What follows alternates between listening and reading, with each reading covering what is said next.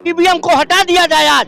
तो कल हमारी बहुजन की सरकार आपको ना दिखाई दे तो हमको फांसी पर लटका करके और हमारे खान खींच लीजिए, ये मैं कहना चाहता हूँ। ईवीएम में गड़बड़ी है, ईवीएम है कहीं एकदम समझ लीजिए जीवन एकदम अंत है। आप बहुजन के खातिर अंत है, बहुजन के लिए अंत है। आपका नाम? ओम नारायण पांडे। पांडे जो लोग तो कहा जाता है बीजेपी में होते हैं। नहीं करता ही नहीं, सब लोग होगा जो दलितों शोषितों पीड़ितों समाज के निचले वर्गों की लड़ाई लड़ने का दम रखेगा वो बहुजन के साथ रहेगा। हर आदमी बहन जी के साथ। 27 में बहुजन समाज पार्टी की सरकार आएगी। हम लोग बूथ स्तर पर जा रहे हैं, गांव में जा रहे हैं। जहाँ मुख्यमंत्री माननीय मायावती जी मुख्यमंत्री हुई है, लॉ एंड ऑर्डर कायम था।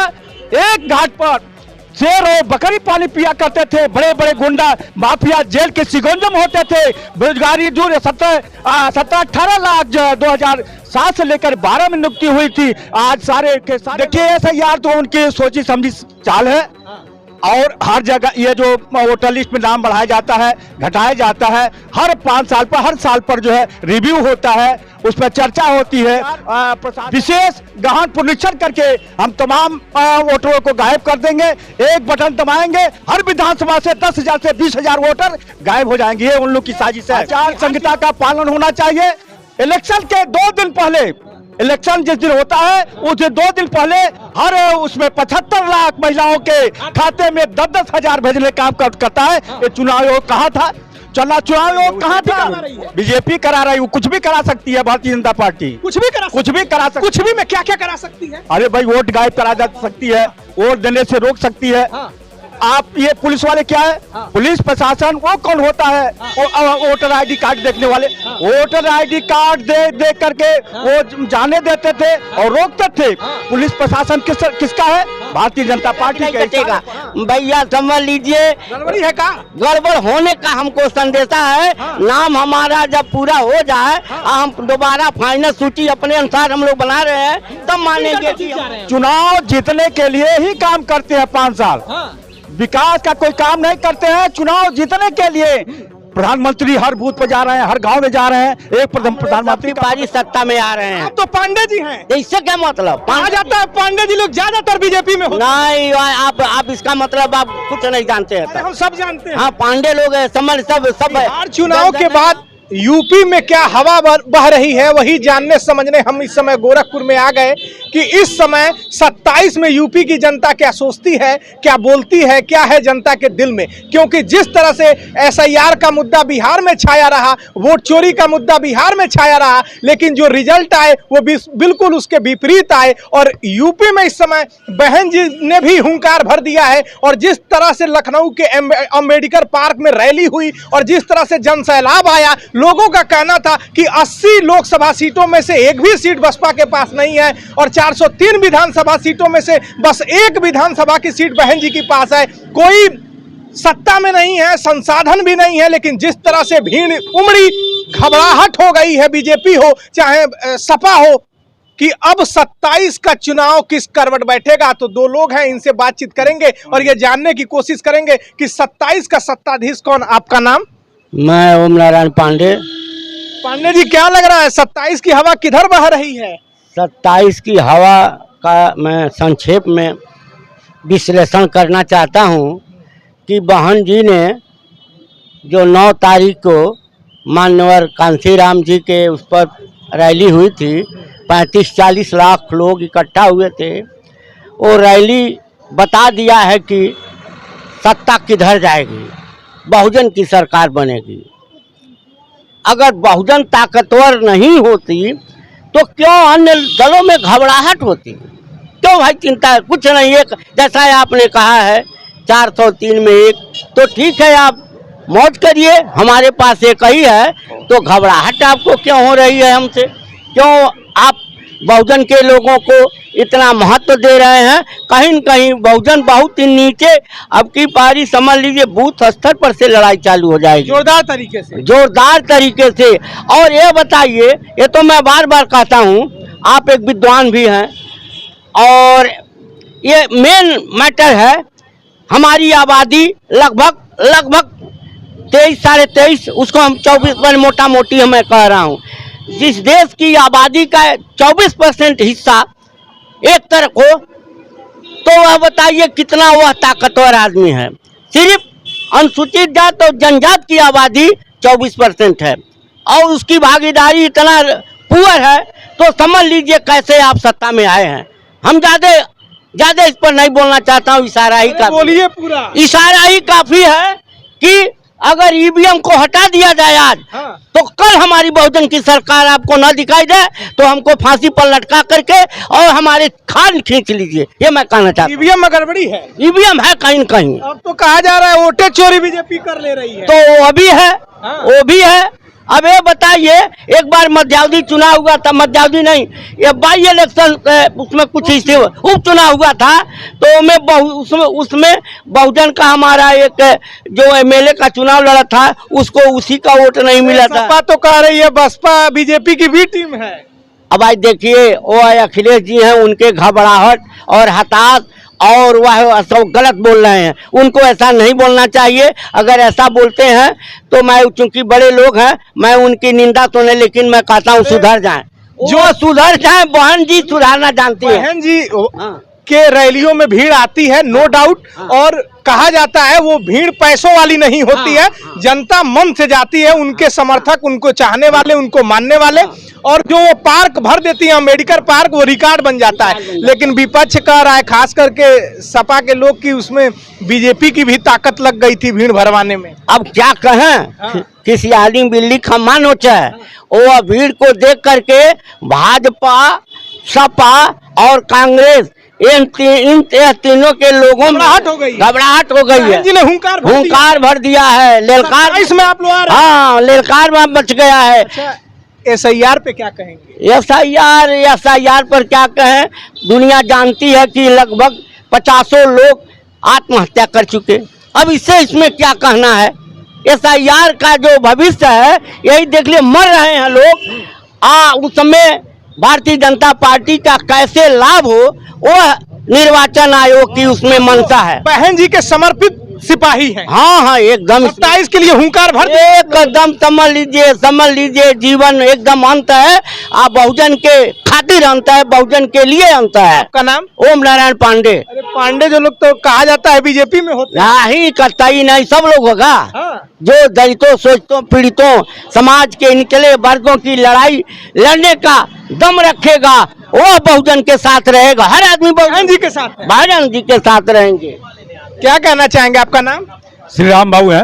क्या लग रहा है इस बार 27 में? 27 में बहुजन समाज पार्टी सत्ता में आएगी और माननीय बहन जी 5वीं बार मुख्यमंत्री बनेगी, क्योंकि जनता उत्तर प्रदेश की ऊब चुकी है। सपा की सरकार से ऊबी थी, भाजपा के सरकार से ऊब चुकी है, कहीं कोई काम नहीं हो रहा है, बेरोजगारी चरम सीमा पर है, महंगाई चरम सीमा पर है, भ्रष्टाचार के मुद्दे पर ये लोग आए थे सत्ता में, भ्रष्टाचार बहुत ज्यादा बढ़ गया है। इसे उत्तर प्रदेश में, खास करके उत्तर प्रदेश में बहुत ज्यादा भ्रष्टाचार हो रहा है।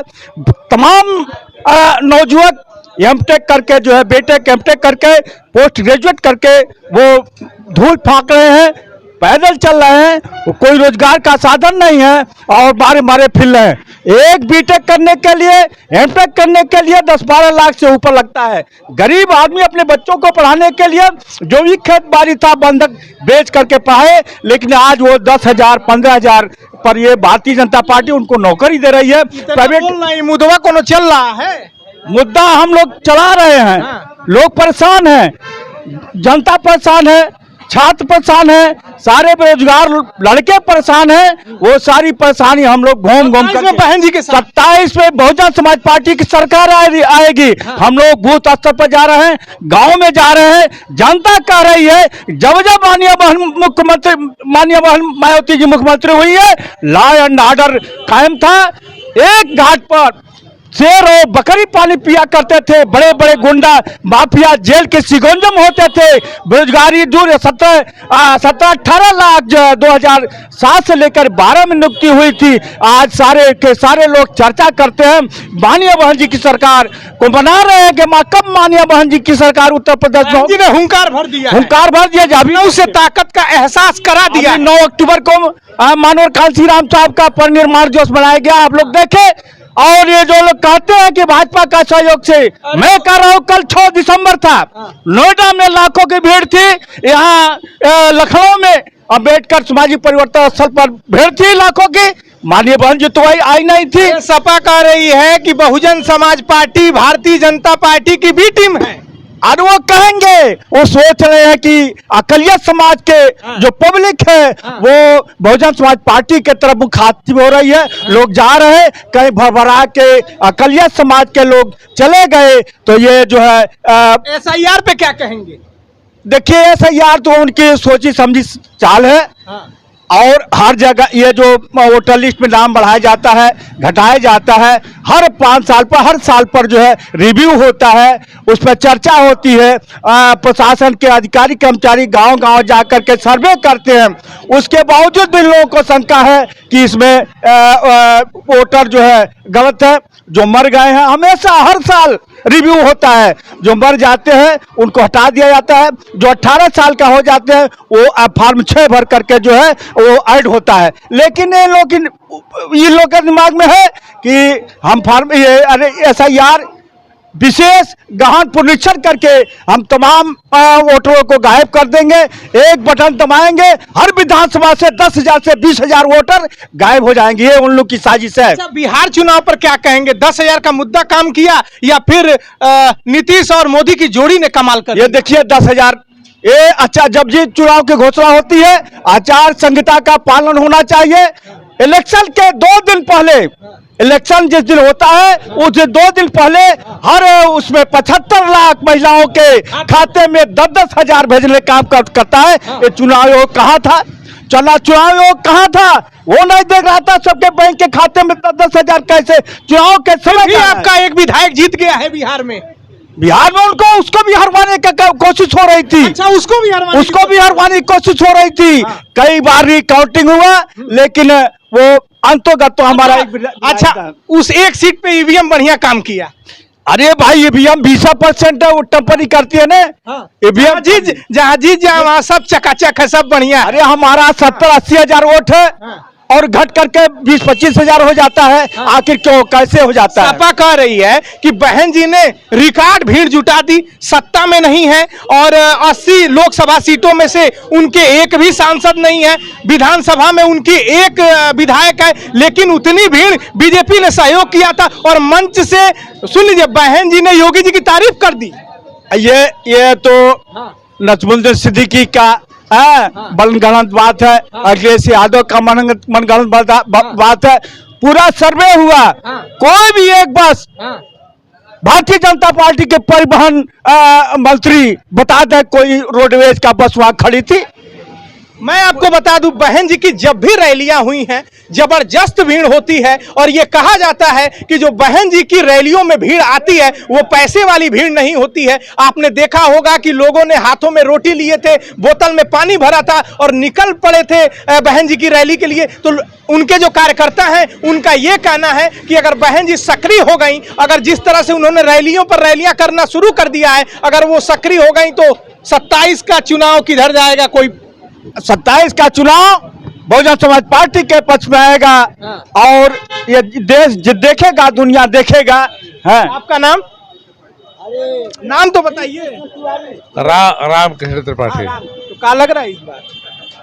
बोलेंगे नहीं? नहीं बोले नहीं, लेकिन हम आपको देखे रुके और बहुत जल्दी में है। अच्छा, तो SIR पे नहीं कुछ कहना है? शहर में बोल दिया मैं, गड़बड़ी हो रही है। गड़बड़ी हो रही है, उसमें बीजेपी करवा रही है। बीजेपी करा रही है, कुछ भी करा सकती है भारतीय जनता पार्टी। कुछ भी करा सकती। कुछ भी में क्या क्या करा सकती है? अरे भाई, वोट गायब करा जा सकती है, वोट देने से रोक सकती है। आप ये पुलिस वाले क्या है? पुलिस प्रशासन वो कौन होता है? वोटर ID कार्ड देखने वाले। वोटर ID कार्ड देख करके वो जाने देते थे और रोकते थे। पुलिस प्रशासन किसका है? भारतीय जनता पार्टी के इशारे पर पुलिस प्रशासन, दरोगा और सिपाही बूथ पर जो ड्यूटी दे रहे हैं उनकी ड्यूटी नहीं है। दाल नहीं गलेगी, दाल नहीं गलेगी। अपने बहन जी के सिपाही 27 में चुनाव जोरदार तरीके से बिल्कुल बूथों तक जाएंगे, बूथों तक जा चुके हम। एक भी वोटरों का नाम नहीं कटने देंगे। बिल्कुल। क्या कहेंगे? SIR हो रहा है, हाँ। बूथ बूथ आप लोग जा रहे हैं, हाँ हाँ अपने वोटरों का नाम जुड़वा रहे हैं, हाँ एकदम। नाम नहीं कटने देंगे। अब भैया बताइए, हम लोग तो प्रयास कर रहे हैं, बटन आपके हाथ में है, हमें कहते कहे कटेगा कि नहीं कटेगा। हाँ। भैया समझ लीजिए, गड़बड़ी है का? गड़बड़ होने का हमको संदेशा है। हाँ। नाम हमारा जब पूरा हो जाए, हाँ। हम दोबारा फाइनल सूची अपने अनुसार हम लोग बना रहे हैं, तब मानेंगे कि हम लोग का नाम कटा है कि नहीं कटा है। चुनाव लड़ेंगे कि नहीं? हमारी बहन जी कहेंगी तो लड़ेंगे, कहाँ से लड़ेंगे? बहन जी जहाँ से लड़ा देंगी। मन है चुनाव? हाँ लड़ने का है, विधायकी लड़ने का। एकदम। आपका? मैं चुनाव नहीं लड़ता हूँ, मैं चुनाव लड़वाता हूँ। अच्छा। हाँ, मैं संगठन का काम? संगठन के काम करता हूँ, हमेशा किया हूँ, आज से नहीं। मनोहर कांसी राम साहब के साथ मैं काम किया हूँ और ग्रास रूट के जो भी वर्कर हैं साथ मिलकर काम करते हैं। इस समय आप वर्तमान इतना में अच्छा बोल रहे हैं कि मेरे प्रश्न खत्म नहीं हो रहे हैं। अखिलेश यादव जी ने कहा, खैर उनकी बात है, मैं बस प्रश्न कर रहा हूं कि अवध हराए हैं, मगध हराएंगे। अब बीजेपी कह रही है मगध जीत गई। बीजेपी का कहना है बिहार तो झांकी है, यूपी बंगाल बाकी है। अब देखिए, वो कुछ भी कर सकते हैं, उनके हाथ में शासन प्रशासन है। हाँ। वो इस्तेमाल करते हैं, सेटिंग करके जीत जा रहे हैं। चुनाव जीतने के लिए ही काम करते हैं 5 साल। हाँ। विकास का कोई काम नहीं करते हैं, चुनाव जीतने के लिए। प्रधानमंत्री हर बूथ पर जा रहे हैं, हर गांव में जा रहे हैं। एक प्रधानमंत्री का प्रोटोकॉल होता है, लेकिन अब तक जितने प्रधानमंत्री हैं सबसे ज्यादा ये जा करके ये आप लोगों ने भी 243 में एक बहुजन समाज पार्टी का सिपाही जिता लिया। अरे वो तो हमारे वोटर कुछ गलतफहमी में पड़ गए थे। ये सारे के सारे वोट हम आएगा 27 में। मनोहर कांसी राम जब कहते थे हाँ। भाषण में कि जब बहुजन समाज पार्टी की सरकार उत्तर प्रदेश या किसी स्टेट में बनेगी तो इस देश की सारी पार्टियां मिलकर बहुजन समाज पार्टी का विरोध करेंगी। वही हुआ। जब सत्ता देखे 5 बार सरकार बन गई है तो सारे इस देश की सारी पार्टियां मिलकर के बहुजन समाज पार्टी का विरोध करना शुरू कर दी। एन प्रकरण जो है वोट का ग्राफ गिराना शुरू कर दिया है। सारे दल के लोग बहुजन समाज पार्टी को। बहन जी की 2 रैलियों से, अगर कहा जाए लखनऊ की 1 रैली से, आप देखिए किस तरह से उनके सिपाही उत्साहित हो गए हैं कि 27 में हम 5वीं बार बहन जी को मुख्यमंत्री बनाएंगे। बिल्कुल बिल्कुल। अभी कल 6 दिसंबर को नोएडा में बहन जी नहीं आई थी। आनंद जी के नेतृत्व में लाखों भीड़ नोएडा में 6 दिसंबर को मानव डॉक्टर भीमराव अंबेडकर के श्रद्धा सुमन अर्पित किए। और यहाँ पर लखनऊ में लाखों लोग, प्रदेश अध्यक्ष के नेतृत्व में लाखों लोग आए थे। क्या कहेंगे? क्या कहेंगे, वो जो कह रहे हैं वो सही कह रहे हैं। हम लोग एकदम माइंड मेकअप कर लिए हैं। हाँ। हम लोग सबकी पारी सत्ता में आ रहे हैं। आप तो पांडे जी हैं। तो इससे क्या मतलब? कहा जाता है पांडे जी लोग ज्यादातर बीजेपी में होते हैं। नहीं, आप इसका मतलब आप कुछ नहीं जानते हैं। अरे हम सब जानते हैं। हाँ, पांडे लोग समझ सब इधर उधर नहीं है, उन दलों में नहीं है। देखिए, सिद्धांतवादियों के लिए दल महत्वपूर्ण होता है, के लिए विचारधारा मायने हमारे लिए विचारधारा मानू है। आप बहन जी के साथ हैं। हाँ, बहन जी के दलित शोषितों पीड़ितों के साथ हैं। हाँ, उनका उत्थान कैसे, उनका जीवन स्तर कैसे उठा, उनको कैसे सामाजिक, राजनीतिक, आर्थिक उन्नत कैसे हो। अभी स्टैंडर्ड ऑफ लिविंग जो है, अभी स्टैंडर्ड ऑफ परचेजिंग कैपेसिटी बहुत डाउन है दलित शोषित पीड़ितों का। बहन जी का आना जरूरी है सर। बहुत जरूरी है। परचेजिंग कैपेसिटी, हमारी इच्छा जिस दिन परचेजिंग कैपेसिटी दलितों शोषितों की बढ़ जाएगी, मैं समझता हूँ। योगी जी का कहना है लॉ एंड ऑर्डर हमारे समय 1 नंबर पे है, माफिया कांप रहे हैं। सुनिए, योगी जी कह रहे हैं तो भाई वो कहें, लेकिन कंपैरिजन जिस दिन वोट पड़ना चालू होगा इस विषय पर, तो बहन जी का पलड़ा योगी जी से बहुत भारी होगा।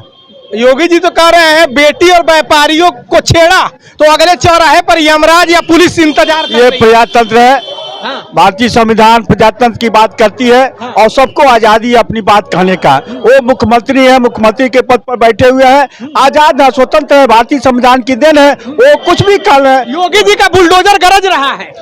अब उनके हाथ में पावर है, बुलडोजर चलावे या कुछ भी चलावे, वो उनके हाथ में है। लेकिन बुलडोजर मॉडल आपको पसंद नहीं है? बुलडोजर मॉडल जो है न्याय नहीं है। न्यायपालिका यहाँ पर है, हाई कोर्ट है, सुप्रीम कोर्ट है, निचले स्तर पर कोर्ट है, उसमें जाना चाहिए। अगर कोई गलत कर रहा है, गलत मकान में आए हैं तो न्यायालय सजा देगी, न्यायालय ध्वस्त करेगी, न्यायालय के खिलाफ ये बुलडोजर है। हम जनता के बीच में थे, ये जानने समझने आ गए कि बिहार की बयार जो है वो यूपी में बहेगी कि नहीं। 27 दूर है लेकिन माहौल तैयार होने लगा है। बहन जी जिस तरह से रैलियां पे रैलियां कर रही हैं, संगठन को मजबूत कर रही हैं, उनके सिपाही भी पूरे उत्साहित हो गए हैं। इनका कहना है 27 में 5वीं बार हम बहन जी को मुख्यमंत्री बनाएंगे। ऐसी ही खबरें अलग अलग जगहों से दिखाने की कोशिश करेंगे कि कोई खबर खास क्यों है।